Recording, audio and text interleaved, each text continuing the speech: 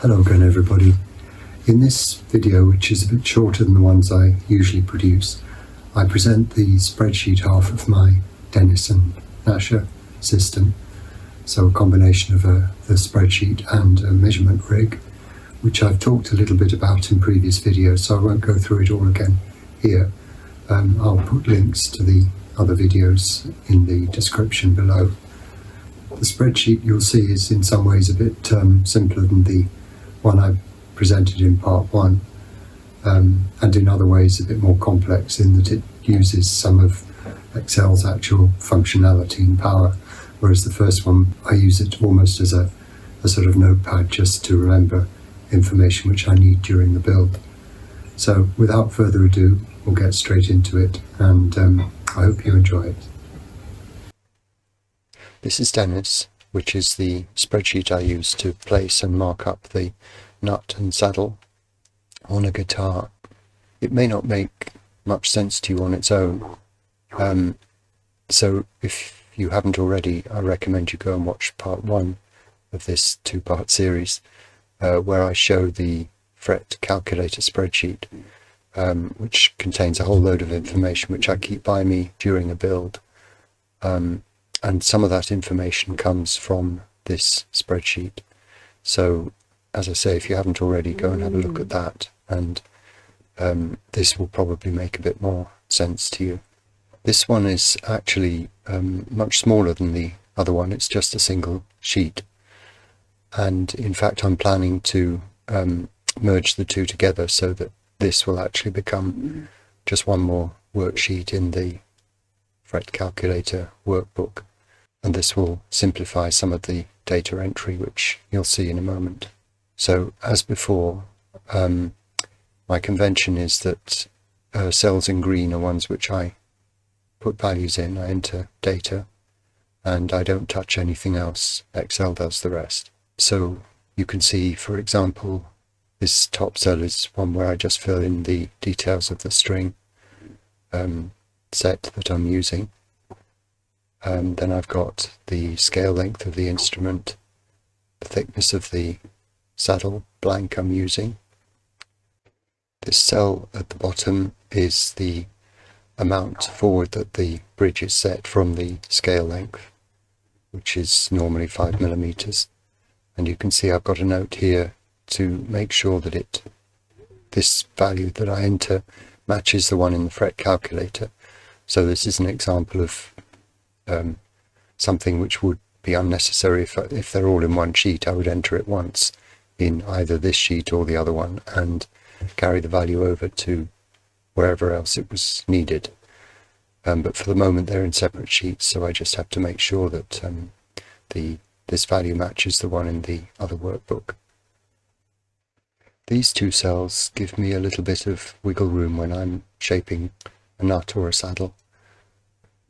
The strings break at different points in the width of the nut and the saddle. I think people are fairly used to seeing, for example, the B string. The break point is often set on the tail side of the saddle, so set back a little bit compared to the others. And I use quite a wide saddle normally, sort of 4 or even more millimeters, which gives me quite a lot of room to play with these breakpoints. But the frontmost string could break right at the edge of the saddle and all the others behind it somewhere. Or I can, by filling in a value here, allow myself a little bit of play there if I need it. So if I put 0 in these cells, that would mean that the frontmost string in each case breaks right at the front of the saddle and right at the front of the nut. But if I put, for example, 0.5 millimeter, then that gives me a little bit of room to move it even further forward if I wanted to.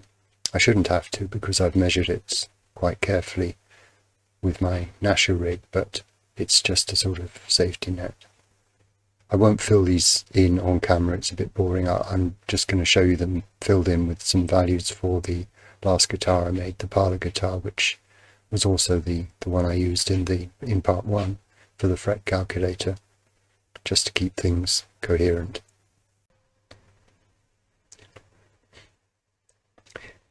Here are the basic details then for the last guitar I made, the Parlour. You can see I planned to fit a set of Martin 11s. The scale length was 635mm. I've got a 4mm thick saddle blank. I'm leaving myself 0.5mm to play with at the front of the nut and the saddle. And the bridge, the front of the bridge, is 5mm in front of the scale length. And you can see already actually that even without any compensation or anything, if I choose to set the nut forward 0.5mm from where it would normally be, that figure is already reflected down here. Nut displacement 0.5mm forward of the nominal position, which includes the part beyond the frontmost string. But normally then what at this stage I do is go to my GNASHER rig, which you've seen in a previous video. I'll put the link in the description down below this one. And I measure for all 6 strings the amount of saddle and nut compensation needed for sort of optimal intonation at the, well, across the whole fretboard. The nut compensation affecting more the lower frets, and the saddle compensation affecting the higher frets more than the lower ones. So again, what I'm going to do is just fill in the values I got for the last guitar using GNASHER. I won't go through the whole process, but you can see what I did in this other video, and we'll come back when these values are filled in. So here are the figures from my last guitar. So you can see there are 12 of them. For each string there's the amount I needed to move the nut and the saddle to get the best intonation. And you can see on the saddle end, for example, the amount of setback for the lower strings is more than for the higher strings. In fact, there's a gradual progression downwards, with the exception of the second string, which typically needs more compensation as it's a thicker, unwound string. And you see that even in manufactured plastic bridges. Very often they have the setback built into the bridge, so you don't get a choice about it, but that's because it's nearly always needed. Same thing for the nut side, although it's a bit more irregular, and that's typical too of what I've found. But the main thing to note is this figure down here, which is the amount that I'm going to actually saw the nut slot at forward of its nominal position. So the software simply looks for the highest figure in this column. So for here it's the 6th or 5th string, they're both the same, and just adds anything that I want to, any wiggle room that I want to give myself. So here 1mm plus the 0.5mm of play that I've decided I'm to build in. So 1.5mm forward of its normal position is where I'm going to saw the nut slot on this guitar. I'm going to unhide the bottom bit of this sheet now, which will show you graphically what the nut and saddle look like, as it were, at least in terms of the breakpoints of the strings. And the software actually calculates the best saddle slope to use, and that slope is reflected here in these figures, which help me mark out the saddle on the bridge. So at the first string position, the front of the saddle is 1.2mm behind the scale length, which is 6.2mm behind the front of the bridge. And for the 6th position, it's 3.4mm behind the scale length, which is 8.4 behind the front of the bridge. So with those two figures I can mark a line which is the front of the saddle on the bridge and be sure it's in the right place. So I'll unhide the graphs now just so you can see them. Here we are then. and you can see that that Excel has calculated the saddle slope and has marked the position of each string, the breakpoint on that saddle. It's used my figure of 4mm to show the width of or the thickness of the saddle, and you can see from this key the blue dots represent the breakpoints of each string. The front of the saddle is marked in red, and the strings are on the bottom from 1 to 6. So this is almost as if you're looking from above at the saddle. And the same thing on the nut side. So here this top line represents the front of the nut, and you can see the 6th and the 5th strings both break 0.5mm behind the nut front, because I built in the extra 0.5mm as wiggle room, and coincidentally the second string also does. The others are a little bit further back, so needing less compensation, in other words.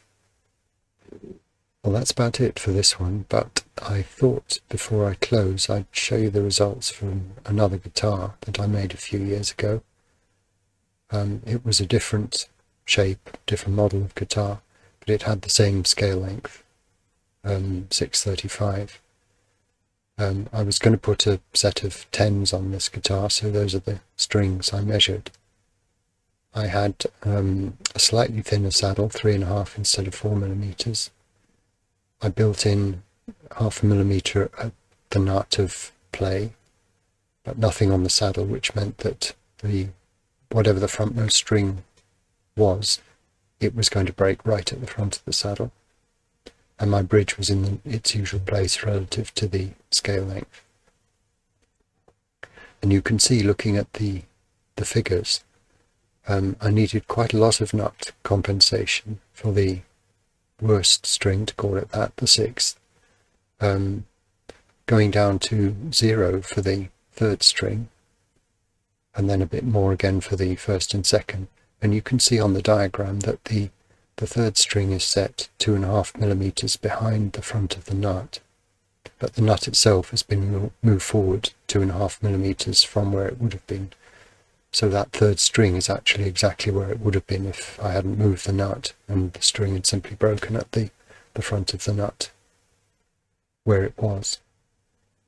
But this is quite a nice regular pattern for once, so I thought it was worth showing you. And at the saddle end, and this is the other reason I wanted to show you this, you can see that the compensation is smaller than you might expect, but this is typical for me when I have, I say for me, this is typical when I have quite a substantial nut compensation. Then the saddle compensation needed is very often less. So the most I need is 2.5mm.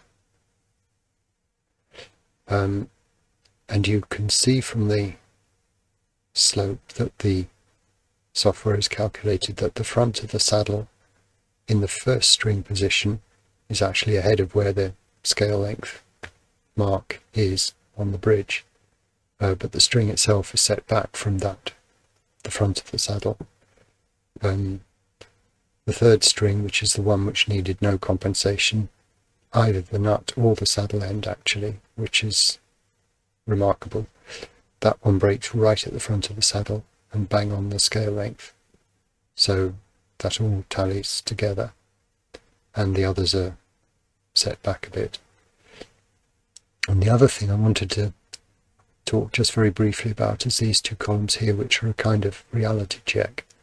Once the nut and saddle have been moved to where they need to be for the best intonation on the fretboard, and the breakpoints of the strings on that new nut and saddle position have been calculated, then I calculate the active string length, so the actual length of the string between one breakpoint and the other, which in theory shouldn't be less than the scale length. And you can see for 4 out of the 6 strings it wasn't on this guitar, and that's what you'd expect. Slightly longer for the thicker strings, nothing at all for string 3, but for the two treble strings, the value is actually slightly less than the scale length, so 0.3 millimeters and 0.1 of a millimeter, which is near as damn it bang on the scale length. And I've arranged it so that Excel will turn any cells where that happens pink or red, or just as a flag to me to maybe have another look at or remeasure or whatever. But I assume because this is the stored version I had for that guitar that I remeasured, and these are the final results actually anyway. So I built the guitar like that, I imagine. I can't remember, but I do remember it sounded great. And so it just shows that, you know, there occasionally this can happen, but the spreadsheet will kind of flag it up as a possible error, and at least it makes you look at the cells and see if this amount was huge, then there would definitely be a mistake somewhere, so you'd need to go back. So that, I think, winds it up for this time. I hope you've enjoyed it, and I hope it's clear. It might look fairly complicated, but I hope I've managed to break it down so that it's more easily understandable. As I mentioned before, I'm planning now to integrate this sheet, Dennis, into the other workbook, so it'll just become part of that workbook. And so very likely I'm going to need a part 3 of this 2-part series just to introduce the new spreadsheet as it is. It will be quite a short video because you'll have seen the details in these 2 parts. But I think I'm going to make the sheet available to anyone who wants it, anyone who can use it as charity ware, and I'll think about the exact conditions for that. It might be something like a minimum donation of $5 to a particular charity or a choice, and proof of which sent to me would mean you can get the spreadsheet. Anyway, I'll plan that out and talk about that in part 3 of this 2-part series. So until then, goodbye for now.